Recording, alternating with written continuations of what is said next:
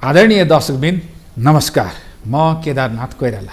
कार्यक्रम आजको सन्दर्भमा आज हामी देशमा प्रजातन्त्र आएको पनि 76 वर्ष पुरा भयो। 76 वर्ष जुन बेलामा प्रजातन्त्र थिएन, प्रजातन्त्रले नै राजालाई राजगद्दीमा राखेको थियो।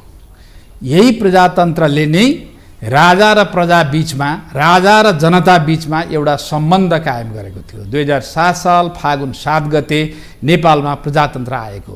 राणा जहानिया शासनलाई फालेको थियो। त्यो बेला जनता र राजा मिलेर जहानिया राणा शासनका विरुद्ध आन्दोलन नै गरेका थिए र राजाको स्वदेश आगमन र प्रजातन्त्रको स्थापना सँगसँगै भएको थियो। तर आज परिस्थिति फरक छ। आज यो प्रजातन्त्रले नजान्ने केटाकेटीले जसरी लाग्ने हतियार चलाउँछ र आफ्नै शरीर काट्छ, त्यसै गरी यो प्रजातन्त्रलाई जिस्क्याउन खोज्दा राजतन्त्र समाप्त भयो, राज संस्था समाप्त भएको छ र त्यो राज संस्था आज आफ्नै बिलौना गाएर बसेको छ। आफै मेरो काम पहिलो प्रायोरिटीमा राख, देश समस्यामा छ भन्न थालेको छ। यहाँ व्यक्तिको कुरा पहिलो प्रायोरिटी हो कि देशको कुरा पहिलो प्रायोरिटी हो या नागरिकको कुरा पहिलो प्रायोरिटी हो? प्रजातन्त्रमा सबै पक्षका कुरा सुनिन्छन्। अवस्था बदलिएको छ। प्रजातन्त्र आयो, लोकतन्त्र आयो, गणतन्त्र आयो, तर आज नागरिक अधिकार अझै प्राप्त भइसकेको छैन। यो नागरिक अधिकार प्राप्तिका लागि अहिले पनि सङ्घर्षरत नै छन्। त्यही नागरिक अधिकार र देशलाई सार्वभौम बनाउन आज फेरि देशको समस्या समाधान गर्न, संविधान संशोधन गर्न आज फेरि संसदको चुनाव हुँदैछ। यिनै र यस्तै विषयलाई आज हामीसँग कुरा गर्न राजनीतिक विश्लेषक प्राडा ज्ञान बस्नेत हामीसँग हुनुहुन्छ। स्वागत छ यहाँलाई। हस्, नमस्कार, थ्याङ्क यू सो मच। देशमा जुन बेला राणा शासन थियो त्यो बेलामा राजासँग मिलेर जनताका नेताले प्रजातन्त्र ल्याए 7 सालमा। आज 76 वर्ष पुरा भयो। अवस्था पुरै बदलियो। राणा गयो, पञ्चायत गयो, होइन? त्यस पछाडि आएको संवैधानिक राजतन्त्र पनि गयो। बहुदलीय व्यवस्था सँगसँगै गणतन्त्र आयो। तर खोइ हाम्रो नागरिक अधिकार, यो सम्पूर्ण जनजीविकाको सवाल त आज तल्लो लेभलले पाउनुपर्ने न्याय अझै पाएको छैन। किन? अब यो एकदमै ठुलो प्रश्न हो, होइन? 76 वर्ष भइसक्यो। प्रजातन्त्रको दियो बालेको दिन, सूत्रपात गरेको दिन अब आज 76 वर्ष अगाडि, होइन? जुन मुद्दाको लागि हामी 7 सालमा त्यो एउटा अभूतपूर्व चाहिँ अब क्रान्ति थियो, होइन? संसारमा यस्तो यो विरलै घटना हो ताकि लोकतन्त्रको लागि राजा र जनता मिलेर अब लडेको। हेर्नुहोस्, संसारमा यस्तो कहीँ पनि भएको छैन, होइन? र 76 वर्ष भयो। जुन प्रश्न त्यति बेला थियो, होइन? जुन कामको लागि, उद्देश्यको लागि त्यति बेला लडिएको थियो, आज पनि हो त्यो प्रश्न जिउको तिउँ छ। यहाँले पृष्ठभूमि भनिसक्नु, होइन? सामान्यभन्दा सामान्य लोकतन्त्रको विधि के हो, लोकतन्त्र बनेको के हो, यसको विशेषता कस्तो हुनुपर्छ, होइन? राष्ट्र, भूगोल, सभ्यता, जनता कुन अवस्थामा पुर्याउँदाखेरि लोकतन्त्र हुन्छ, होइन? त्यसको त आफ्नै खालको चाहिँ मापनहरू होलान्। तर हाम्रो चाहिँ के भयो भन्दाखेरि मिनिमम एउटा लोकतन्त्र के हो त भन्ने कुरा समेत त्यसमा हाम्रो चाहिँ अत्याधिक कमजोरी रह्यो कि विशेष एउटा लोकतन्त्र के हो त, होइन? यसको चाहिँ भनौँ न, जस्तै लोकतन्त्रको लागि चाहिँ के आवश्यक पर्छ, के गर्दाखेरि लोकतन्त्र डेमोक्रेसी चाहिँ फुलफिलमेन्ट हुन्छ त, होइन? यसका कार्यविधि के हुन्, यो कुरामा चाहिँ हामी चुक्यौँ कि?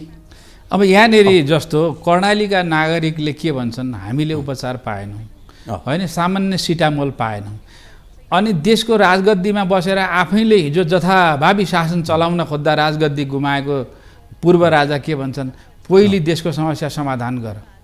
अब यहाँनिर तपाईँ भन्नुहोस्, नागरिकले सिटामोल नपाएको समस्या समाधान गर्ने कि देशलाई उन्नति, प्रगति र समुन्नतिको बाटोमा लैजाने चुनावलाई थाती राखेर अनि राज संस्थाको बारेमा निर्णय गर, अन्यथा चाहिँ भोलि फेरि द्वन्द्व हुन्छ भनेर धमास पनि दिन्छन्। यो तपाईँलाई कस्तो लाग्यो यो कुरा? अब यो चाहिँ अलिकति अगाडि 2-3 महिना 2-4 महिना अगाडि आएको भए पनि फेरि एउटा अर्थ हुन्थ्यो होला यो चाहिँ। अहिले यसो हेर्दाखेरि अचानक एउटा अब होइन औचित्यहीन जस्तो सर हेर्दाखेरि अब निर्वाचन घोषणा भएर राज्यको सम्पूर्ण इनर्जीहरू खर्च भइसकेको अवस्था छ होइन। 2 हप्ता मात्रै बाँकी छ। 30-32 अर्ब खर्च हुने अवस्थामा छ, खर्चको बाटोमा छ। नेताहरू उम्मेदवारहरू अब घर घरमा टोलटोलमा आफ्नो कन्स्टिट्युन्सीमा चाहिँ निर्वाचनको लागि अब मत मागेर हिँडेको अवस्था छ, परपर भइसक्यो होइन। राष्ट्र नै अब एक रूपमा भन्दाखेरि राष्ट्र नै निर्वाचनमय भएर एउटै उत्सवको रूपमा चाहिँ अगाडि बढिसकेको अवस्था छ।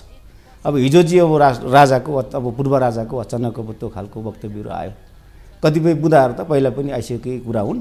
अब त्यो एउटा बुदा चाहिँ उहाँले भन्नुभएको छ कि अब यो निर्वाचनले निकास दिँदैन होइन। र अब देशमा भएको जति पनि समस्याहरू छन् ती समस्याहरूलाई चाहिँ समाधान गरेर मात्रै चाहिँ निर्वाचन गर्नुपर्छ भन्ने किसिमको चाहिँ जुन निर्वाचनलाई चाहिँ उहाँले ठाडै अस्वीकार गर्नु भनौँ न होइन। यो चाहिँ मेरो विचारमा चाहिँ एक किसिमको औचित्यहीन हुन्छ। जस्तो एउटा यहाँनिर एउटा प्रसङ्ग जोडौँ हजुर कि हिजो स्वेच्छाले आफैले छोडेको होइन, आज सबै दलहरू मिलेर सबैले होइन राज संस्थाको आवश्यक छ भने त त्यसका लागि त चुनाव गराएर चुनाव पछाडि पनि त एउटा सहमति कायम गर्न सक्छन् होइन र? त्यो पनि एउटा कुराहरू छ। अब राजाको अब फेरि अब होइन पावरमा फर्किने अथवा चाहिँ अब राज संस्था फर्काउने अब सत्तामा आउने उहाँको विचार हो भने अब उहाँको पनि स्पष्ट कुराहरू चाहिँ आउनु पर्यो होइन।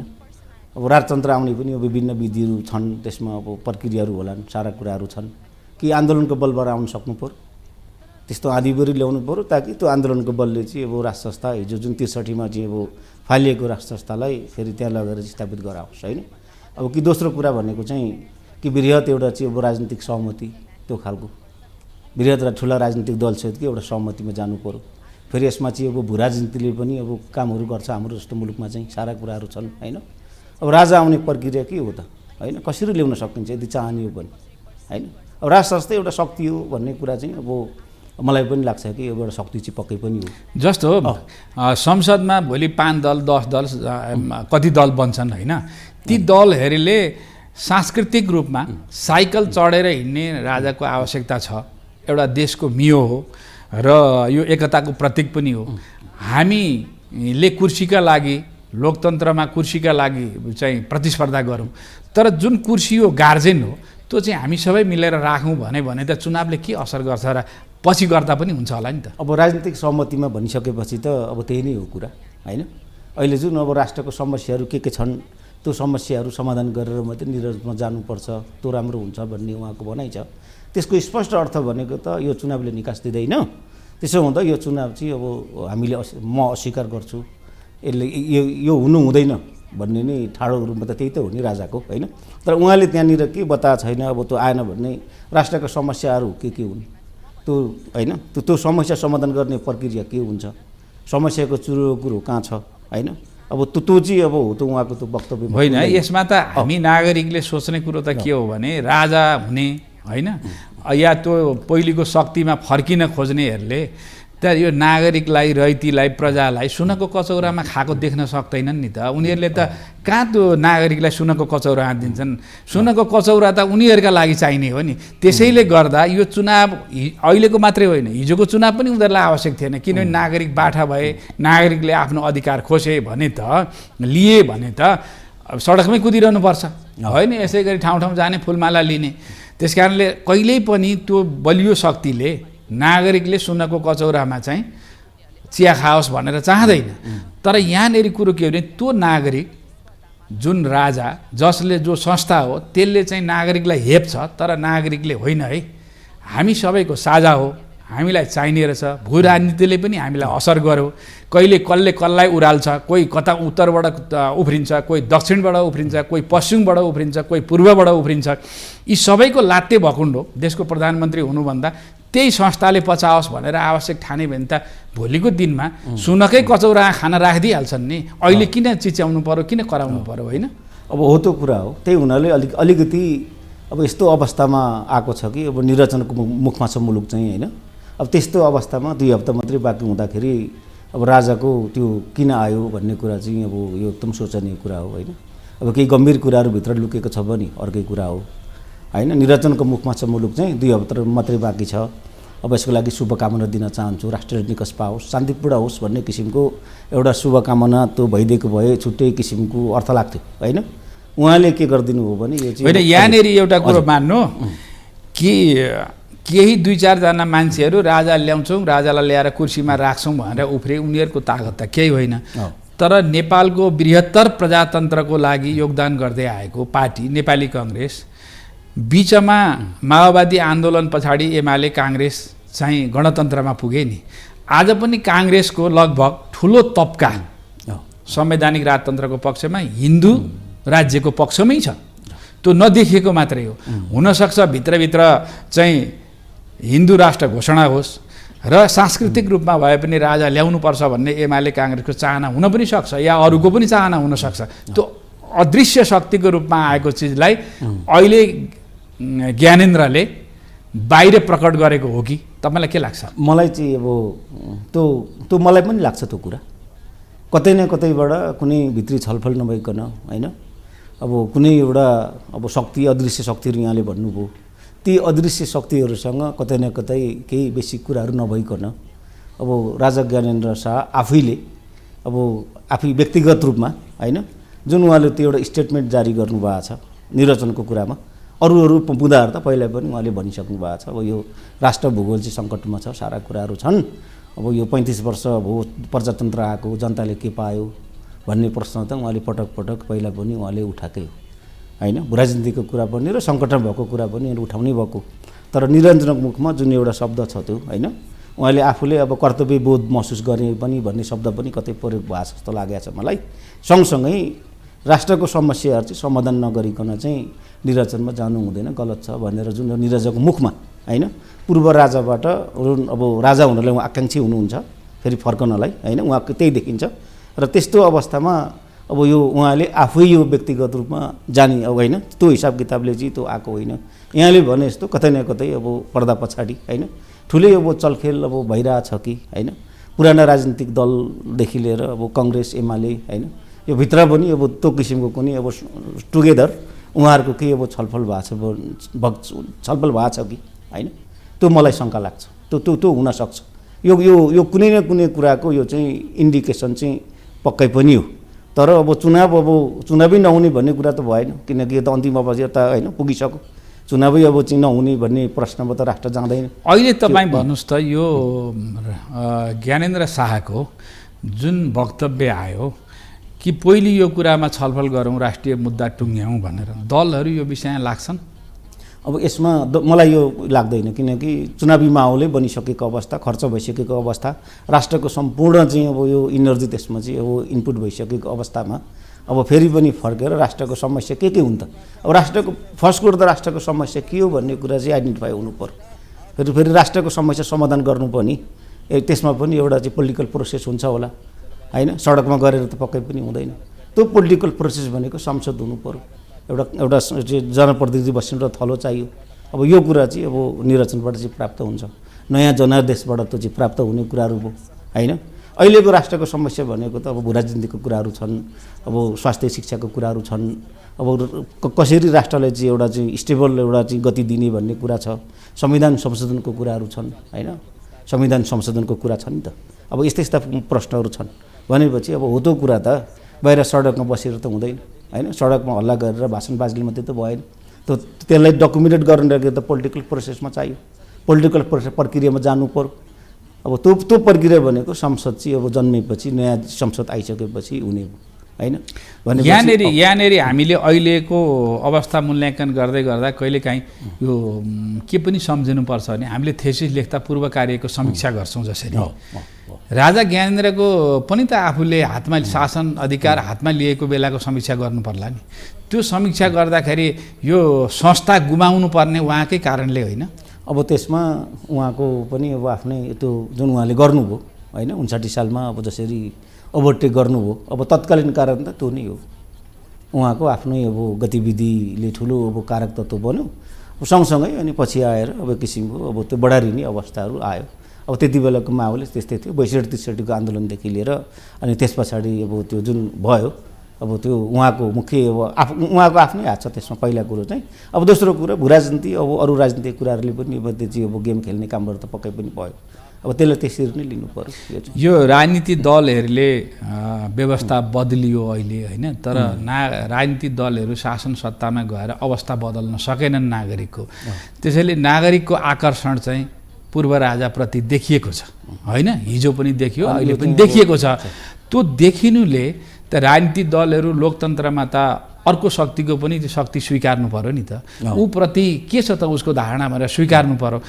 त्यसका लागि पनि चुनाव भोलि हुँदैछ, चुनाव गराएर तर भोलिको दिनमा यो समस्या हुन नदिनको लागि के जनमतमा जाने कि राज संस्था ल्याउने विषयमा जनमत गर्ने भन्ने कि, या त होइन पहिले जसरी संसदले फालेको थियो त्यसै गरी संसदको 2/3 संस्थालाई जन्माउने भनेर ल्याउने हो कि एउटा सहमति गऱ्यो भनेदेखि त फेरि यो समस्या टर्न सक्ला नि। अब यो चाहिँ अब राजतन्त्र ल्याउने नल्याउने भन्ने कुरा हो।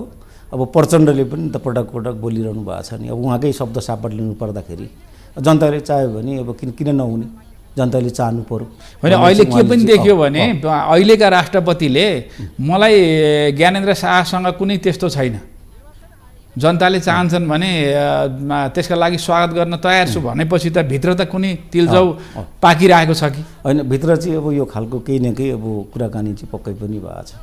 भविष्य बाटोमा अब त्यो यसो होइन यहाँ चाहिँ के भने रामवरण यादव, डाक्टर रामवरण यादव चाहिँ पहिलो राष्ट्रपति बोलेको अवस्था छैन। विद्यादेवी भण्डारी पनि ज्ञानेन्द्रको नाम जपेरै हिँडेको देख्छु होइन। यतातिर रामचन्द्र पौडेल पनि। अर्को एउटा तपाईँ भन्नुहोस्, जो राष्ट्रपति देशको सेनाको परमाधिपति उसले प्रशासनिक चलाउने र आफू बस्ने भवन जल्दा पनि रोक्न सकेन भनेपछि नागरिकले राजा भएको भए त त्यो भवन जल्न त दिँदैन थियो कि, देशको सम्पत्ति क्षति हुन त दिँदैन थियो कि, यत्रो ठुलो नागरिकको चाहिँ हत्या हुँदैन थियो कि, त राजा चाहिन्छ कि भनेर एउटा अन्तस्करणमा नागरिकको भएको हो कि? अब त्यो खालको पनि अब पक्कै पनि छ। किनकि अब यो जुन 62 इतिहास पछाडि पनि अब मुलुक त झनै बिग्रिँदै गएको अवस्था, आर्थिक रूपमा सामाजिक रूपमा भू राजनीतिक हिसाब किताबले पनि अत्यन्त अब गम्भीर हुन पुगेको कुरा। राजाको चिन्ता हिजोको वक्तव्य पनि त्यो देखियो त्यो कुराहरू। तपाईँ एउटा कुरो हेर्नुहोस् न, हिजो पनि राजाहरूले पहिले पनि क्षेत्रका विभिन्न क्षेत्रका प्रतिभाहरू युवा प्रतिभा भएकोलाई बोलाएर भेट गर्थे होइन। कुनै विद्यार्थीले राम्रो पढेको छ भने त्यसलाई बोलाएर सोध्थे, कुनै इन्जिनियरले राम्रो विधा काम गरेछ त्यसलाई बोलाउँथे, एउटा राम्रो प्राध्यापकलाई बोलाएर सल्लाह लिन्थे होइन। काम संवैधानिक भएर बसे पनि सल्लाह लिन्थे, समाजको दलित पीडित उत्पीडित वर्गको मान्छेलाई बोलाएर पनि सल्लाह लिन्थे। आज राष्ट्रपतिले बोलाउँछ त्यही पुष्पकमल दाहाल अनि शेरबहादुर देउवा, केपी शर्मा ओली अनि यिनै गनाएका फेस बोलाएपछि अनि यो राष्ट्रपतिको मर्यादा बढ्छ?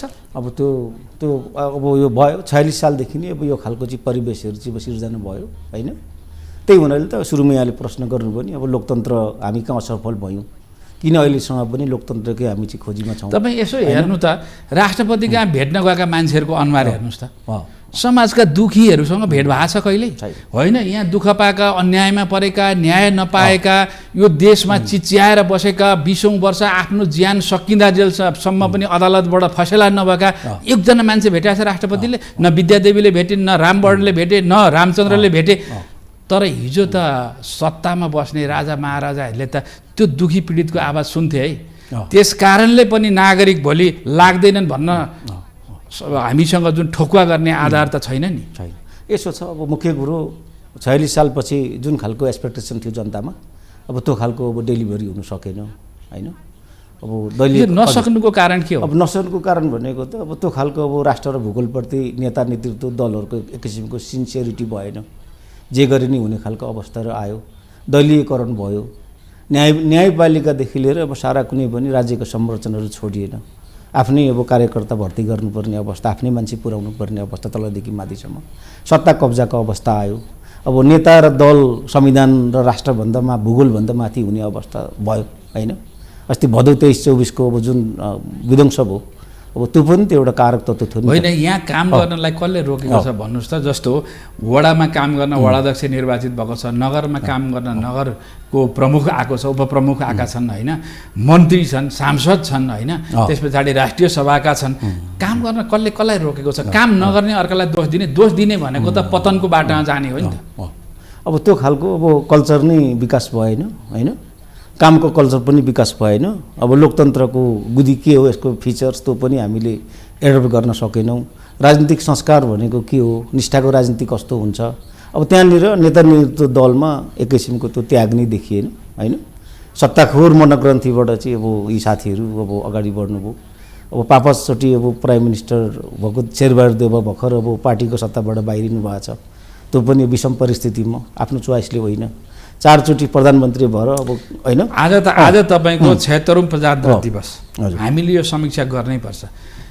पार्टीको कुर्सी कहिल्यै नछोड्ने अनि प्रधानमन्त्रीको कुर्सी कोही छोड्न नचाहने।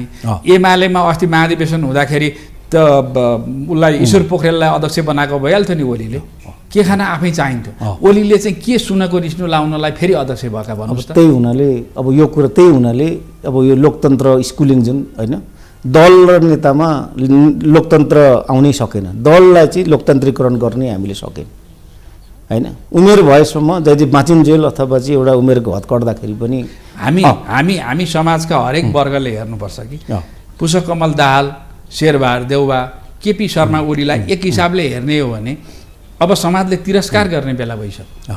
सम्मान गरेर सम्मानित भएर बस्न नचाहेर जब आफै 50 वर्षसम्म उफ्रिएर गएर भ्यागुतो उफ्रिरहन्छ भने त्यस्तोलाई त समाजले थेचार्दैन होइन। अहिले त अब धेरै अब भदौ 23-24 पछाडि अहिले त धेरै अब जनताको सेन्टिमेन्ट चेन्ज भइसकेको छ।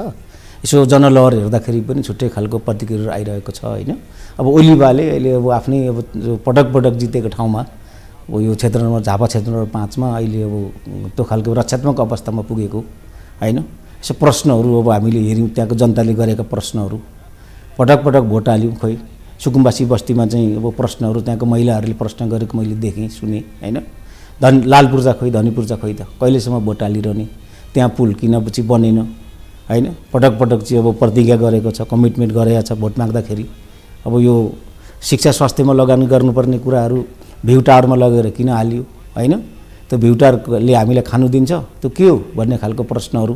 भ्यू टावरको वरिपरिको जमिन आफ्नो आसेपासेलाई बिक्री गराएर किनेर त्यो खालको परिस्थिति सिर्जना गर्नुभयो। यो के गरेको, यो त्यो न्याय हो? भ्यू टावरले चाहिँ हामीले त्यो विकास हो? त्यो हाम्रो चाहिँ जनताले ट्याक्स तिरेको पैसा किन वेस्ट गरेको भनेर अहिले जनताले त प्रश्न गरिरहेको मैले देखेँ होइन। अब त्यो पनि एक किसिमको अब जनसेन्टिमेन्टमा चेन्ज भयो। अब यहाँनिर एउटा विचार गरौँ त, जस्तो आज गाडी चढेर हिँड्नेका लागि, सत्ताको कुर्सीमा बस्नेका लागि होइन, जागिर खाएकाहरूको लागि, 2 पैसा आम्दानी गर्नेहरूका लागि प्रजातन्त्र, लोकतन्त्र, गणतन्त्र र आज प्रजातन्त्र दिवस मनाइरहेका होलान् होइन। राष्ट्रपतिदेखि विभिन्न ओहदाका मान्छेले फुलमाला गुच्छा अर्पण गरिरहेका होलान्। तर एउटा बनी गर्ने मजदुरले यो प्रजातन्त्र दिवसको सबल पक्ष के भनेर मान्ने? ऊ त हिजो पनि बनी गर्थ्यो, आज पनि उसको त छोराछोरी पढाइदिने पनि कोही छैन, राज्यले लगानी पनि गर्दैन, शिक्षामा पनि स्वास्थ्यमा पनि लगानी गर्दैन भनेपछि यो प्रजातन्त्रले त्यो बनी गर्ने बनियारालाई के दियो? अब यो चाहिँ एकदमै गम्भीर प्रश्न हो। त्यही हुनाले त लोकतन्त्रलाई हामीले संस्थागत गर्न सकेनौँ। लोकतन्त्र भनेको त तर ग्राउन्ड लेभलसम्म पुगेको हुनु पर्यो होइन। यो त इम्पावरमेन्टको कुरा हो, यो चाहिँ अपलिफ्टिङको कुरा हुन्छ, यसमा अकाउन्टेबिलिटीको कुराहरू आउँछ होइन। राज्य सत्ताको जनताप्रति उत्तरदायित्व होइन, आफूले गरेको कामको उत्तरदायित्व लिनुपर्ने अब एउटा परिस्थिति सिर्जना हुनु पर्यो। अब त्यत्रो ठुलो चाहिँ अब उदाहरणको लागि त्यत्रो ठुलो घटना भयो 24 गते, 23 गते 76 जनाभन्दा बेसी मान्छेहरू मारिने काम भयो। जसले जे गरे पनि भोलि कार्की आयोगले के कुरा बोल्ला यो कुरामा को जिम्मेवारी भन्ने कुरा होइन। आउला त्यो कुराहरू अब आउँदैछ, त्यो पब्लिस होला अथवा नहोला आउँदैछ त्यो चाहिँ। तर के भन्दाखेरि त्यत्रो ठुलो दुर्घटना भएको छ। अब प्रधानमन्त्री त्यति बेला तत्कालीन प्रधानमन्त्री गृहमन्त्री भनौँ न होइन, मैले गोली हान्नु आदेश दिएको, मैले के बिगार्दैछु, मैले के गरेको छ भन्ने हिसाब किताबबाट जसरी उहाँहरू अहिले पनि बोलिरहनु भएको छ होइन। प्रधानमन्त्री गृहमन्त्रीले कुनै पनि राष्ट्रमा भएको घटनाको जिम्मेवारी नलिकन कसले लिन्छ? लोकतन्त्र फर्स्ट जिम्मेवारी त उहाँहरूकै हुन्छ नि होइन। यहाँनिर जस्तो तपाईँ हामीले देख्नुपर्ने धरारा मैले बनाएँ भन्ने होइन, अनि त्यस पछाडि गएर भ्यू टावर मैले बनाएँ भन्ने, चाहिँदै नचाहिने ठाउँमा भ्यू टावर बनाउने, अलगा अलगा डाँडा भ्यू टावर बनाउने, जहाँ आवश्यक बजेट छैन त्यहाँ मैले गरेँ भने, सामान्य एउटा बाटो खने सानो पुल हालेँ मैले भने, अनि प्रधानमन्त्री गृहमन्त्री उनीहरू भएको बेलामा चाहिँ जब हत्या हुन्छ भने मेरो कारणले मेरो दोष हो भन्न सक्दैन भने त्यो मानिस नेता भइरहन्छ जनताको नजरमा। यो अत्यन्तै अब त्यो त्यही हुनाले हामीले निष्ठाको राजनीति एउटा संस्कारको राजनीति हामीले निर्माण गर्नै सकेनौँ। त्यही हुनाले 7 सालबाट अहिलेसम्म यस्तै परिवेशमा नि अब मुलुक चलिरह्यो। 76 वर्षसम्म पनि हामी अहिले 7 सालमा जुन प्रश्न उठाइरहेको थियौँ अहिले पनि अब त्यही प्रश्नकै वरिपरि हामी घुमिरहेछौँ नि। कारण यही त हो नि, नेता नेतृत्व दल चाहिँ अब दल जस्तो हुन नसकेको, नेताले नेता जस्तो हुन नसकेको होइन। जस्तै एमालेमा 3 वर्ष जुन अध्यक्षको हदम्याद कार्यकाल के थियो, 70 वर्ष हदम्याद जुन थियो, अब त्यसलाई यथावत राख्नुपर्छ कि पर्छ? कति राम्रो कन्सेप्ट थियो नि त होइन। 70 वर्ष पछाडि अब विदाई हुने, फिल्टर गर्दै जाने अटोमेटिक, त्यसले चाहिँ नयाँ पुस्तालाई अवसर दिने एउटा डेमोक्रेटिक एउटा परिपाटी निर्माण गरिएको थियो। अहिले आएर अब ओलीबाले त आफू अनुकूल, हिजो आफूले लागू गर्नुभयो, फेरि आफू अनुकूल त्यसलाई हटाएर अहिले अगाडि बढ्नुभएको अवस्था अहिले अध्यक्ष। उदाहरणको लागि केपी शर्मा ओलीले त शेरबहादुर देउवालाई पनि पार्टी अध्यक्ष सभापति नछोड्ने र अर्कोचोटि पनि सभापति बन्नुपर्छ भन्ने सल्लाह दिइरहेको थियो। त्यही भएर काङ्ग्रेसभित्र विद्रोह भयो र काङ्ग्रेसले जुन खालको विद्रोह गर्यो। यस पछाडिको अवस्थामा तपाईँले काङ्ग्रेसको सङ्गठनमा के देख्नु भएको छ? अब त्यो ठुलो परिवर्तन भयो, त्यो ठुलो रिभोल्युसन हो। एउटा चाहिँ ठुलो चाहिँ दलभित्रको अथवा चाहिँ अब त्यस्तो लार्जेस्ट पार्टी काङ्ग्रेस होइन। 7 सालदेखि अब अहिलेसम्म पुरानो एउटा ऐतिहासिक हेरिटेज समेत हो काङ्ग्रेस भनेको। अब होइन 80 वर्ष पुरानो, अझ पुरानो होला होइन। अब लार्जेस्ट पार्टी हेरिटेज, अब लोकतन्त्र चाहिँ अब काङ्ग्रेसभित्र अब छ र रहेछ भन्ने कुरा त्यसले पुष्टि गर्छ। सँगसँगै काङ्ग्रेस परिवर्तन हुन्छ होइन। त्यसमा चाहिँ फिल्टर हुन्छ। जुन अब गगन थापाको समूहले जसरी एउटा विद्रोह गर्यो र अहिले यो अवस्थामा आयो होइन, त्यो चाहिँ अब अत्यन्तै अब उत्साहजनक यो लोकतन्त्रमा हुनुपर्ने कुरा। त्यो चाहिँ दललाई चाहिँ अब लोकतान्त्रिकरण गर्ने एउटा चाहिँ प्रक्रिया होइन। त्यसले सबैले यसमा पाठ सिक्नुपर्छ, राम्रोले राम्रो भन्नुपर्छ। अहिले अब निर्वाचन 127 जना नयाँ उठाएको छ नेपाली काङ्ग्रेसले, 127 जना नयाँ अन्नरहरू आएको छ। अब पुरानो अब संस्थापन पक्ष भनिने देउबाका 15-20 जना अब ती साथीहरूलाई बाहिर राखेको अवस्थाहरू छ होइन। अब त्यो नगरेको भए अहिले अब काङ्ग्रेसलाई गाउँ छिर्न पनि गाह्रो हुन्थ्यो। अहिले गाउँ छिर्न आफ्नो चाहिँ उम्मेदवारलाई आफ्नो कन्स्टिट्युन्सीमा चाहिँ अब प्रवेश गर्न पनि गाह्रो हुन्थ्यो। तर हो त्यो अधिवेशनले गर्दाखेरि एक किसिमको उत्साह होइन र जनलहर। अब हिजोकै उहाँको अब जनकपुर कता त्यो होइन, उहाँहरूको त्यो कार्यक्रम, मान्छेको भिडभाड होइन, उहाँले राखेको त्यो कमिटमेन्टहरू यसो हेर्दाखेरि अब जनलहर चाहिँ अब अधिराज्यव्यापी नै अब बढेको र पोजिटिभ बाटोमा नै अब काङ्ग्रेस चाहिँ अब अगाडि बढेको देखिन्छ। काङ्ग्रेसले नयाँ जीवन प्राप्त गरेको छ भनेर भन्दाखेरि फरक पर्दैन। जुन चाहिँ अधिवेशन पनि विशेष अधिवेशन होइन। जस्तो अहिले पार्टी सभापति गगन थापाले के भनेका छन् भने हाम्रो काङ्ग्रेस मात्रै होइन, यो टिम नेपाल बनाउने भनेको वार्डाध्यक्ष पनि भयो, वार्ड सदस्य पनि भयो, त्यहाँको मेयर पनि भयो, उपमेयर पनि भयो, अध्यक्ष उपाध्यक्ष पनि भयो। देशका सबै तर तबकामा बसेका बाहिर रहेका स्वतन्त्र नागरिक पनि देश बनाउने काममा सहभागी हुने र संसदमा भएका दल पनि, संसदभित्र नभएका दल पनि, सबै नागरिक समाज पनि हुने भनेको छ। यसले भोलिको लागि के होला? अब त्यो अब यसले इम्पावर गर्छ, कनेक्टिभिटी बढाउँछ होइन। डेमोक्रेसी एक किसिमको एउटा कम्प्रिहेन्सिभ एउटा चाहिँ मोडलमा जान्छ होइन। सबै अब जनसहभागिता बढाउँछ, जनचेतना बढाउँछ। यसले विकासको चाहिँ अब जुन अपनत्व लिने काम गर्छ। पोलिसी मेकिङमा चाहिँ जनताको चाहिँ डाइरेक्ट अब कनेक्टिभिटीको कुराहरू छन्, त्यो चाहिँ होइन। त्यो त अत्यन्तै राम्रो कन्सेप्ट हो त। त्यो राम्रो छ। अब कसरी भोलि नेपाली काङ्ग्रेसले यसो भनिरहँदाखेरि झट्ट चुनावको मुखमा पूर्व राजा ज्ञानेन्द्रको कुरा आयो होइन। देश समस्यामा छ, यो समस्या भएको विषयमा पनि छलफल गरौँ त। सबै एक ठाउँ बसेर राष्ट्र निर्माणमा जाने हो भने काङ्ग्रेसको अहिले आएको यो धारणाभित्र ज्ञानेन्द्रले राखेको समस्या पनि सम्बोधन हुन्छ। जस अब त्यो बाटोमा जाने जस्तो पनि देखिन्छ। एउटा ठुलो अब समूह खेमा अब काङ्ग्रेसमा पहिलेदेखि नै अब हिन्दू राष्ट्रकै पक्षमा र राष्ट्र संस्था चाहिन्छ भन्ने कुरा। अब बिपी कोइरालाको बाटो पनि त्यही नै हो होइन। बिपीले होइन राष्ट्र संस्थासँग अब काङ्ग्रेसको देशको चाहिँ अब घाँटी जोडिएको छ भन्ने कुरा जुन उहाँहरूले गर्नुभएको होइन। पुरातानिक काङ्ग्रेस त त्यो हो नि त, बिपीको लाइन त होइन। अब लास्टमा अब बिपीको लाइनमा नि अब काङ्ग्रेस जान्छ भन्ने चाहिँ मलाई पनि लाग्छ। ठुलो एउटा समूहले त अब विज्ञप्ति नै निकालिसकेको अवस्था छ। जस्तो विशेष महाधिवेशनमा पनि राष्ट्र संस्थाको बारेमा छलफल गर्यो काङ्ग्रेसले।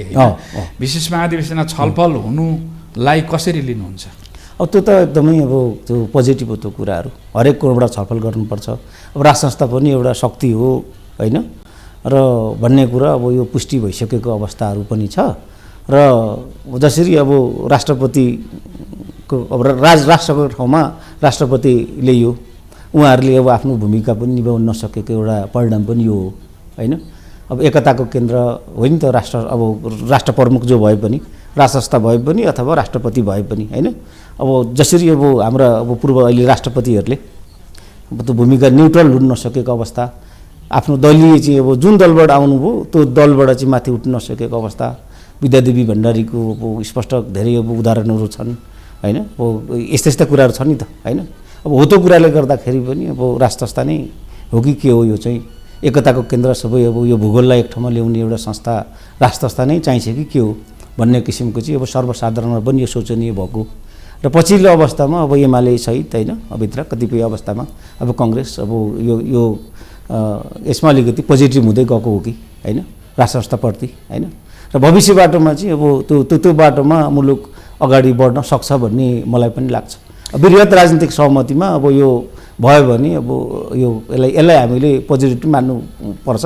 लोकतन्त्र भनेको अब लोकतन्त्र चाहिँ फाउन्डेसन हो होइन। यहाँ एउटा कुरो शङ्काको सुविधा छ नागरिकलाई पनि होइन, अन्य ठाउँका सबैलाई शङ्काको सुविधा छ के भने यो भोलि दुरुपयोग गर्ने हो कि अहिले हामीले चाहिँ माया गऱ्यौँ, भोलि दुध खुवाएर राखेको सर्पले त ठुङ्छ होइन, अनि भोलि ठुङ्ने हो कि भन्ने शङ्का लिएको हो कि जस्तो पनि लाग्छ। त्यस्तो शङ्का हुँदैन, किनकि अब 62-63मा अब त्यत्रो उमा बढाइरहेको राजसंस्थाले होइन। अब यो त्यस पछाडि पनि अब विभिन्न किसिमको भए होइन। अब अहिले अस्ति भदौको अब यो जुन विध्वंसका कुराहरू सारा कुराहरू छन्।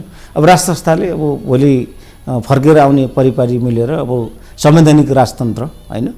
अहिले त हामी एजेक्टिभ मोनार्की त होइन कि अब संविधानभित्र अहिलेको राष्ट्रपतिको ठाउँमा त्यो संस्थाले ल्याउने कुरा त हो नि होइन। लोकतन्त्र चाहिँ फाउन्डेसन होइन। यहाँ त सामाजिक सञ्जाल एक दिन प्रतिबन्ध लाउने बित्तिकै ओलीले हेलिकप्टर चढेर भाग्नु पर्यो भनेपछि हामीलाई त सामाजिक सञ्जाल मात्रै होइन, वाक स्वतन्त्रता, अभिव्यक्ति स्वतन्त्रता त हाम्रो मुटुसँग जोडियो नि अहिले त होइन। भनेपछि यहाँ राजा महाराजा जोसुकै आए पनि कसैले खान त सक्दैन अब होइन। त्यो हुँदा त सबै नागरिक सडकमा आउँछन् भनेपछि यो हिसाबले हेर्दाखेरि त शङ्का गर्ने ठाउँ त छैन नि। अब यो राजसंस्थाले अब त्यो आँट पनि गर्दैन भोलि अब फर्केको अवस्थामा होइन। अब बटम लाइन त अब कस्तो राजतन्त्र भन्ने कुरा पहिला कुरो अब त्यो फिक्स हुनु पऱ्यो, त्यो दरबारबाट नि आउनु पऱ्यो होला, राजसंस्था सम्बन्धी वकालत गर्ने दलहरूबाट नि आउनु पर्यो जसले बोकिरहनु भएको छ। कस्तो राजसंस्था को राजा हुने होइन त्यो कुरा स्पष्ट आउनु पऱ्यो। दोस्रो कुरो राजा ल्याउँदाखेरि राष्ट्रलाई पर्ने फरक के दिन्छ त होइन। राजा हुँदाको फाइदा के हो त, किन ल्याउनुपर्छ भन्ने कुरा पनि त पुष्टि हुनु पऱ्यो नि त। मुलुकले बुझ्नु पर्यो। अब मन्दिरमा घुमेर र अब एउटा वक्तव्यले त धेरै कुरा त बोल्दैन, अस्पष्ट हुन्छ होइन। त्यसो हुँदाखेरि राजा हुने चाहना हो भने राजाले पनि आफ्नो इच्छा जाहेर गर्नु पर्यो। भदौ 24 गतेको विध्वंस पछाडि नारीहरू सफा हुँदैछ, दरबारले पनि अब त्यति बेला अप्रोच भएको थियो भन्ने कुरा पनि त स्पष्ट हो नि त। त्यो कुरा सत्य हो नि, त्यति बेला किन रिजेक्ट गर्नुभयो यो पनि त हामीले प्रश्न सोध्नु पऱ्यो नि जनताले त। म आउँदिनँ भनेर चाहिँ राजाले भनेकै रहेछ राजसंस्थाले होइन, त्यो भनेकै रहेछ त्यो कुराहरू। पछिल्लो चाहिँ अब धेरैको कुराहरू सुन्दाखेरि अब त मलाई त्यो सत्य नै रहेछ त्यो कुरा भनिसकेपछि राष्ट्रलाई पर्दाखेरि भाग्न मिल्छ राजाले होइन। राजसंस्था शक्ति श्रीपेज अथवा चाहिँ त्यो पावर भन्ने कुरा कसैले किस्तीमा बोकेर चाहिँ आउने कुरा पनि होइन रहेछ। यो त कतिपय अवस्थामा खोसेर लिनुपर्ने रहेछ होइन, कतिपय अवस्थामा प्रक्रियाबाट आउँछ त्यो कुराहरू भनिसकेपछि राष्ट्रलाई पर्दाखेरि राजा ज्ञानेन्द्रले त्यति बेला चाहिँ भाग्नु मिल्थ्यो कि मिल्दैन थियो, यो पनि त एउटा प्रश्न छ नि त होइन। त्यो त आँट चाहियो नि त, आँट पनि गर्नु पऱ्यो। राष्ट्रलाई अब पर्दाखेरि भाग्ने नेता हुन सक्दैन, राष्ट्रलाई आवश्यक पर्दाखेरि चाहिँ अब भाग्ने चाहिँ राजा हुन सक्छ त, यो पनि त प्रश्न छ नि त। एउटा कुरो मूल्याङ्कन त नागरिकले गरेका छन् के भने नागरिकले जनअधिकार चाहियो भनेर आन्दोलन गर्दा त यसरी रगतको खोलो नबगाइकन आफ्नो गद्दी छोडेर त हिँडे नि होइन। तर आज 76 जना मार्दाखेरि पनि जवाबदेही नहुने प्रधानमन्त्री पनि त देखियो। अब त्यो चाहिँ डरलाग्दो कुरा, त्यो त राष्ट्र विरुद्धको अपराध हो। उहाँहरू जुन जिम्मेवारी लिनु त्यही हुनाले त हाम्रो चाहिँ लोकतन्त्र कहिले पनि फस्टाएन, लोकतन्त्र जस्तो भएन। त्यत्रो मान्छे एटलिस्ट भोलि आयोगले अनुसन्धानबाट को दोषी भन्ने कुरा आउला, अघि मैले भने, तर नैतिक जिम्मेवारीसम्म त लिनु पऱ्यो नि त। गलत भयो, यो चाहिँ सकिएन। हेलिकप्टर जुन उहाँ भाग्नुभयो पर्दाखेरि भागेकै हो नि त। जुन त्यो 24-25 घन्टाको एउटा चाहिँ अवस्था थियो भदौ 24 पछाडि, होइन, त्यो त राष्ट्र अभिभावकविहीन सरकारविहीन अवस्था त पोलिटिकल भ्याक्युम थियो नि त्यहाँ त। कन्स्टिट्युसनल भ्याक्युम त्रासको भरेकै हुन्छ भनेको मान्छे एकदम त्रासपूर्ण वातावरण थियो त्यो। त्यो एउटा अर्डियल जुन नेपाली जनताले भोगो त्यो अनौठो खालको थियो भनेपछि त्यति बेला को थियो त? न प्रधानमन्त्री न दल, यी दलका नेताहरू कहाँ थिए त्यति बेला? कोही बोलेको थियो त्यो अवस्था, होइन? त्यसो हुँदा त्यो एउटा डरलाग्दो परिस्थिति थियो।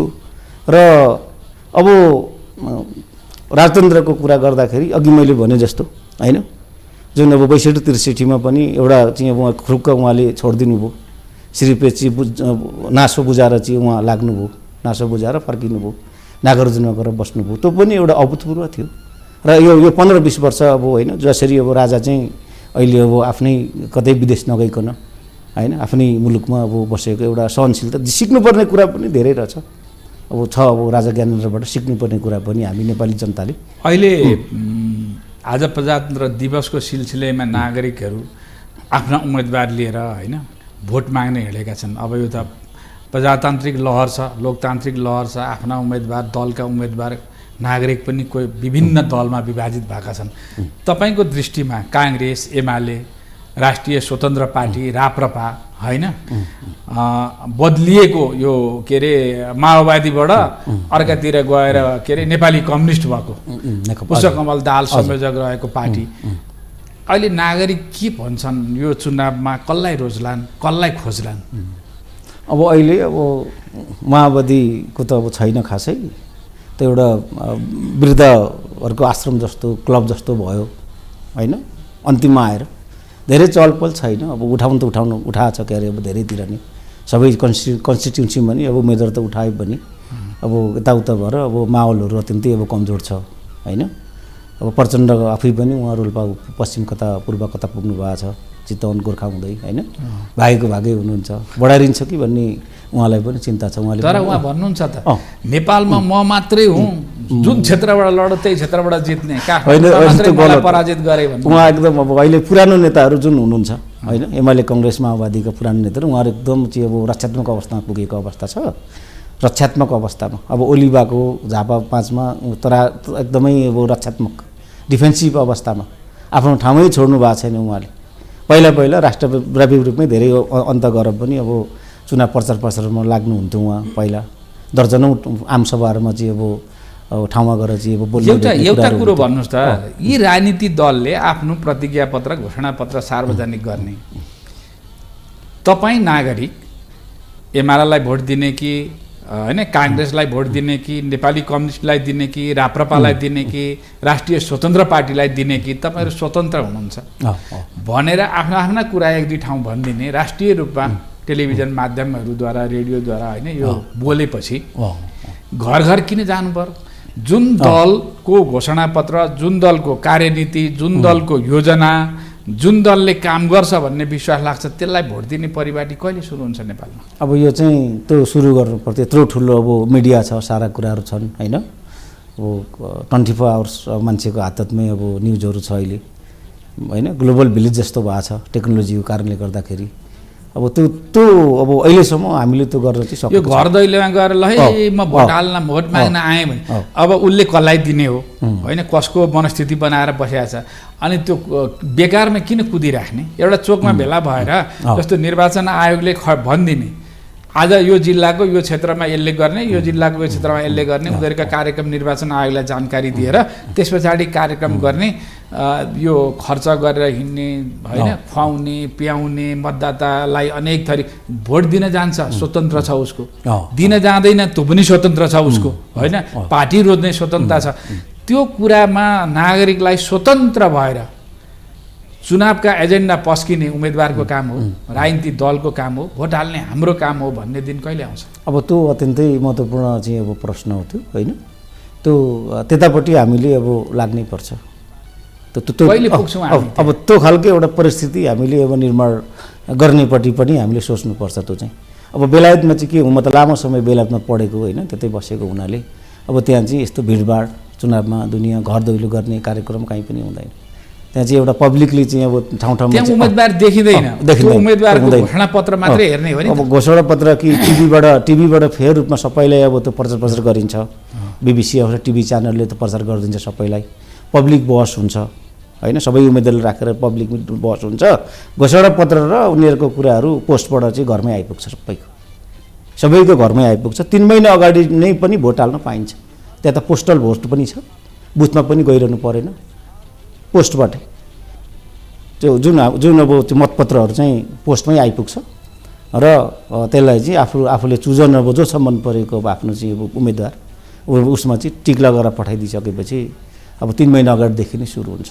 त्यही हुनाले बुथमा मान्छेहरू अत्यन्त कम देखिन्छ नि त्यहाँ चाहिँ भोट अब यो चुनावको दिन, निर्वाचनको दिन। त्यसको अर्थ के भन्दाखेरि मान्छेले पहिले नै 3 महिना अगाडि नै पोस्टल भोटहरू पठाइसकेको अवस्था हुन्छ र उसलाई चाहिँ मेनिफेस्टो अब जुन घोषणापत्रको कुराहरू छ त्यो घरमै आइपुग्छ, पब्लिक बहस हुन्छ, डिबेट हुन्छ होइन, अनि टेलिभिजनले पनि त्यो खालको राज्य स्टेटले नै त्यो खालको चाहिँ वातावरण सिर्जना गर्छ। हाम्रोमा चाहिँ किन म सडक बनाइदिन्छु, म चाहिँ पुल बनाइदिन्छु, म चाहिँ कृषिको लागि चाहिँ यो पैनी खनिदिन्छु, नहर खनिदिन्छु होइन, यहाँ चौकी स्थापना गर्छु, अनि यहाँ हेल्थ पोस्ट बनाउँछु, यो सबै यो स्कुल भएन चाहिँ स्कुलको छानो हाल्ने, यी झिना मसिना कुरा त स्थानीय र प्रदेशले गर्ने होइन। अनि यो संसदको काम यो हो त्यो होइन।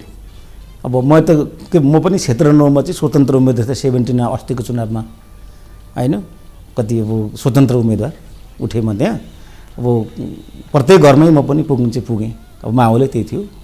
त्यसो हुँदाखेरि मैले के बुझेँ भन्दाखेरि नेपाली जनतालाई सबैभन्दा पहिलो कुरो त एउटा सांसदको रोल के हो के होइन हो त्यो बुझाउनुबाटै हामीले सुरु गर्नुपर्छ। एउटा वडा अध्यक्ष अथवा महानगरको चाहिँ मेयर र एउटा सांसदको बिचको भेद के हो, फरक के हो, काम कर्तव्य अधिकारमा फरक के हो, सांसदको रोल के हुन्छ हो त्यो कुरा नै नेपाली जनताले मैले त्यहाँ नबुझेको पाएँ। किनकि सांसदले पुल बनाउने पनि होइन, बाटो बनाउने पनि होइन होइन, बाटो पिच गर्ने पनि होइन, खानेपानीको कुरा पनि उसले गर्ने होइन। सांसद एउटा कन्स्टिट्युसीबाट उठ्छ, तर त्यो मान्छे जितेर आउने त्यो सांसद चाहिँ 77 जिल्लाको साझा बन्छ। किनकि माथि त पोलिसी मेकिङ गर्ने ठाउँ हो नि त सांसद भनेको, त कानुन बन्छ अब होइन, विदेश नीतिदेखि लिएर अब राष्ट्रले आवश्यक पर्ने सम्पूर्ण विकास निर्माणका पोलिसीहरू बन्ने ठाउँ बनिसकेपछि त्यो त अधिराज्य व्यापीको एउटा चाहिँ साझा भयो कि भएन त, उसको इनपुट त साझा हो नि त। त्यसो हुँदाखेरि अब एउटा सांसदको काम आफ्नो क्षेत्रमा चाहिँ आवश्यक के छ, के समस्या भनेर माथि उठाउने चाहिँ त्यो चाहिँ एउटा चाहिँ कुरा चाहिँ भयो होइन। तर पुल र चाहिँ बाटोघाटो खानेपानीको कुरा त सांसदको कुरा होइन कि स्थानीय निकायले गर्छ। अब यो कुरा पनि नेपाली जनतालाई हामीले बुझाउनुपर्छ। लोकतन्त्र भनेको त स्कुलिङ समेत हो नि त, परिष्कृत हुँदै जान्छ, चेन्ज हुँदै जान्छ। लोकतन्त्र भनेको हामीले जनतालाई बुझाउँदै जाने हो। लोकतन्त्रको सीमा हुँदैन, मान्छेको अधिकारको सीमा पनि हुँदैन, यसको अन्त्य पनि हुँदैन। यो त चाहिँ विकास हुँदै जाने कुरा हो। 7 सालको आवश्यकता छुट्टै थियो, आजको आवश्यकता छुट्टै छ। 46 सालको आवश्यकता छुट्टै थियो, अब 82 को आवश्यकता छुट्टै छ। अब 95 मा गएर चाहिँ छुट्टै हुन्छ, अरू 20 वर्ष पछाडि छुट्टै आवश्यकताहरू हुन्छ होइन। त्यो अनुसारको भिजनहरू चाहिँ बनाउँदै लाने हो नि त हामीले त, र हामी त्यहीँनिर चाहिँ हामी चुक्यौँ। त्यही हुनाले दल जस्तो हुन सकेन, नेता जस्तो हुन सकेन होइन, एउटा सांसद पनि सांसद जस्तो हुन सकेन, कतिपय अवस्थामा छँदै छैन। किनकि स्कुलिङै त्यस्तो किसिमको छ। अहिले जस्तै उदाहरणको लागि नयाँ भनिने अब भनौँ न होइन, सत्याग्रह त गर्नु पर्यो हामीले त। राष्ट्रिय स्वतन्त्र पार्टीको अब बालेन समूह भए पनि रवि समूह भए पनि अब उहाँहरूले उठाएको कतिपय सांसदको अनरहरू समानुपातिको लिस्ट हेर्छु म होइन, मलाई अत्यन्तै अब दिगदार लाग्छ क्या। कतिपय साथीहरू अब त्यो उम्मेदवार हुनु क्वालिफाई छ कि छैन। एउटा सांसद हुनको लागि क्वालिफिकेसन कति हो? सांसद भनेको एउटा गरिमामय पद हो, यो त राष्ट्रको गौरव हो। संसद भनेको त राष्ट्रको हेरिटेज हो। त्यहाँ पुग्ने मान्छेको क्षमता के हुन्छ? अब भनौँ न कि उहाँहरूले मान्छे नपाएको हो भने छुट्टै कुरा होइन। कतिपय अब टिकटकमा भाइरल भएकोदेखि यस्ता कुराहरू छन्, सारा कुराहरू छन् नि त। होइन, सामाजिक सञ्जाल र टिकटकमा भाइरल हुनु चाहिँ उम्मेदवार बन्ने योग्यता त्यो खालको परिस्थिति सिर्जना भयो। धेरै अहिले म हेर्छु क्या। अब नयाँ भनेर पनि के गर्नु, किनकि त्यही हुनाले भन्छु कि अब यसो यहाँले अघि उठाउनु पनि खोज्नुभयो केही कुराहरू होइन। भोट हाल्दाखेरि अहिले पनि अब यो पुरानो र नयाँ भाष्य जुन छ त्यसलाई हामीले समाप्त गर्दै लानुपर्छ। दल कहिले पुरानो हुँदैन, नेता पुरानो हुनसक्छ, सोच पुरानो हुनसक्छ, त्यसलाई फिल्टर गर्दै जाने हो, चेन्ज हुँदै जाने हो। जसरी अहिले कङ्ग्रेसमा चाहिँ यो नयाँ जीवन सुरु भएको छ भने नि त्यो किसिमले त हुँदो रहेछ नि त गर्दाखेरि त होइन। त्यसो हुँदा भोट हाल्दाखेरि 1000 पटक सोच्नु पऱ्यो। त्यो उम्मेदवारको चाहिँ विगत हेर्नु पऱ्यो, वर्तमान हेर्नु पऱ्यो, उसको पारिवारिक ब्याकग्राउन्ड हेर्नु पऱ्यो, कुनै अपराध मुखिया छ कि भ्रष्टाचारी हो कि, कनेक्टिभिटी कस्तो छ, कति राष्ट्रवादी हो, राष्ट्रघाती, कनेक्सन कहाँ छ होइन। भिजन के छ पहिलो कुरो त उमेरले मात्रै हुँदैन, जेन्जी मात्रै भनेर हुँदैन। जेन्जी भनेको त सोच हो, एउटा चाहिँ विचार हो होइन। 90 वर्षको मान्छे व्यक्तिसँग पनि जेन्जीको चाहिँ आइडिया हुनसक्छ, त्यो विचार त इनर्जी हुनसक्छ नि त होइन। जेन्जीको परिभाषा उमेर होइन, मेरो लागि चाहिँ यो विचारधारा हो, आइडिया हो र उसको भिजन हो होइन। त्यसो हुँदाखेरि नयाँ पुरानोको जुन भाषा छ त्यो पनि कम गर्दै लानुपर्छ। यो राष्ट्रिय मेलमिलापको समय समेत हो होइन, मिल्नु पनि पर्ने अवस्था छ। सबै दलहरू, नागरिक समूह होइन, नागरिकको सबै मिलेर चाहिँ अगाडि बढ्नुपर्ने अवस्था छ। त्यसो हुँदा भोट हाल्दा चाहिँ विगत वर्तमान र अब व्यक्ति नै हेर्नुपर्छ पहिला कुरा। कतिपय अवस्थामा नयाँलाई पनि हेरौँ, पुराना पनि राम्रो मान्छेहरू छन् होइन, नयाँ पनि अब केही राम्रो मान्छेहरू आएका छन्, नयाँ सोच इनर्जीसहित आएको छ। अब त्यसरी चाहिँ आफ्नो क्षेत्रमा चाहिँ अब राम्रो खालको असल मान्छे होइन अध्ययन गरेर सोचेर मात्रै अब मतदान गर्नुपर्छ। आफ्नो त अमूल्य छ नि त होइन, भोट त एकदम अमूल्य छ। यसलाई भोलि आउने माननीयहरूले, भोलि आउने सांसदले संविधान संशोधन गर्छन्, देशको नीति निर्माण गर्छन् भनेर कसरी विश्वास गर्ने? अब यो चाहिँ अब हामीले विश्वास गर्नै पर्यो, विश्वास गर्नै पर्छ। किनकि विश्वास नगरेर त के गर्ने? अब काम गर्ने वर्क कल्चरको चाहिँ विकास गर्नुपर्छ सबैभन्दा पहिलो कुरो। ठग्ने भाग्ने अब हाम्रो त छ नि त होइन। राजाको काम कहिले जाला घाम भन्ने हाम्रो उखान पहिला पनि थियो। अब अस्ति हाम्रो योभन्दा पुरानो संसद एउटा अधिवेशनमा 2टा चाहिँ विधेयक समेत पारित नभएको अवस्था छ। हेर्नुहोस्, महत्त्वपूर्ण 50-60 वटा विधेयक त्यतिकै अब त्यो पेन्डिङमा थियो, त्यो गयो। जस्तो सांसद भएर जितेर आएको मान्छे संसद भवनभित्र बसेर विधेयकमा छलफल गर्ने, त्यो मुद्दामा भाग लिने, बोल्ने गर्दैन, ऊ लबर कुदै गर्छ। अनि त्यस्तो मान्छेलाई अहिले जनताले किन भोट दिने? अब त्यही हुनाले 1000 पटक सोच्नुपर्छ। क्वालिफाइड पनि हुनु पर्यो, त्यो लेभलमा चाहिँ बहस गर्न सक्ने क्षमता पनि हुनु पर्यो। भूराजनीति, विदेश नीति बुझेको मान्छे, कानुन पोलिसी विकास बुझेको मान्छे, नेपालको इतिहास र चाहिँ पछमुत बुझेको मान्छे होइन। त्यही हुनाले त क्वालिफाइड हुनुपर्छ है त्यो सांसद चाहिँ। टिकटकमा भाइरल भएको र अब युट्युबमा भाइरल भएको मात्रै काफी त, क्वालिफिकेसन त काफी भएन नि त होइन। त्यसो हुँदा अब त्यसलाई अब गम्भीर रूपमा चाहिँ अब सोच्नु पर्यो। काम गर्ने कल्चरको चाहिँ विकास गर्नुपर्छ, गम्भीर बहस हुनुपर्छ, छलफल हुनुपर्छ संसदभित्र। बेलायतको संसद समितिहरू छ हाम्रो चाहिँ त्यहाँ पनि त्यो 24 आवर्स त्यहाँ चाहिँ डिबेट भइरहेको हुन्छ, रातभरि पनि संसदले काम गर्छ, डे एन्ड नाइट सिफ्ट समेत हुन्छ त्यहाँ चाहिँ। जनताको आवश्यकताको कुरादेखि लिएर अरू पोलिसी डिबेटमा 24 आवर्स त फेरि टेलिभिजनमा पनि त्यो चाहिँ प्रचार भइरहेको हुन्छ त्यहाँको चाहिँ होइन। जनताले प्रत्यक्ष हेर्न पाइरहेको हुन्छ। अब तपाईँलाई भोलि हाम्रो संसद कस्तो बन्छ जस्तो लाग्छ? अब संसद 82 र चाहिँ यो 79 र अहिलेको निर्वाचनमा कुनै फरक छैन। 84 को हुने चुनावलाई एउटा विषम परिस्थितिले गर्दाखेरि 82 मा चाहिँ अब आयो, 2 हप्ता पछाडि भइरहेको छ। निर्वाचन प्रणाली त्यही हो होइन, बिचमा कुनै परिवर्तन भएन। निर्वाचन सम्बन्धी एउटा अध्यादेश ल्याएर चाहिँ अब राष्ट्रपति बनाउने केही खोजियो, आप्रवासीले मतदान गर्न पाउनेदेखि लिएर राइट टु रिकलको कुराहरू थिए, त्यो पनि लागू हुन सकेन, पेन्डिङमा बसेर त्यो कुनै कामै भएन। भनिसकेपछि अब यो 2-3 वटा दलहरू नै मिलेर अब हङ पार्लिमेन्ट नै हुने हो, हङ पार्लिमेन्ट।